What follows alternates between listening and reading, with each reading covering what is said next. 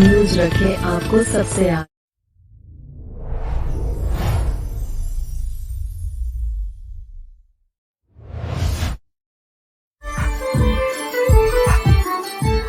आप देख रहे हैं आगाज न्यूज राजस्थान। चलिए रुक करते हैं समाचारों की ओर। सब लोग ज्यादातर भक्ति भी करते हैं और जीविकोपार्जन के साधन के लिए मेहनत भी करते हैं, श्रम भी करते हैं, काम भी करते हैं, और दोनों ही अपनी अपनी जगह, दोनों की विशेषताएं भी अपनी अपनी जगह। लेकिन इस पूरे प्रकरण में एक बात सबको, जो साधक है उनको भी और जो गृहस्थ में उनको भी, गृहस्थ में रहने वालों के लिए सबसे ज्यादा जरूरी है कि वो जो अपने कर्म है, जिससे उनका घर गृहस्थी चलती है, जिससे संसार चलता है, जिसमें से संसार में उनका अस्तित्व है, भक्ति का प्रभाव उस पर नहीं आना चाहिए। ऐसा नहीं हो जाए कि कर्म छूटे और भक्ति में हो जाए। अकेले भक्ति से कभी भी घर गृहस्थी और सांसारिक जीवन का सुख प्राप्त नहीं हो सकता। जो भक्ति के मार्ग पे हैं उन्हीं को इससे आराम मिल सकता है। तो हमेशा इस बात का ध्यान रखना, भक्ति तुम्हारे कर्म में बाधा उत्पन्न नहीं करे। आध्यात्मिक और धार्मिक जगत के लिए सबसे ज्यादा जरूरी है कि जो भी आध्यात्मिक लोग हैं वो किसी भी समाज से हो, किसी भी धर्म से हो, किसी भी जाति के हो, उनके लिए समानता का व्यवहार सबसे ज्यादा जरूरी है। आज देश में जिस चीज की सबसे ज्यादा आवश्यकता है वो आवश्यकता इस बात की है, कोई व्यक्ति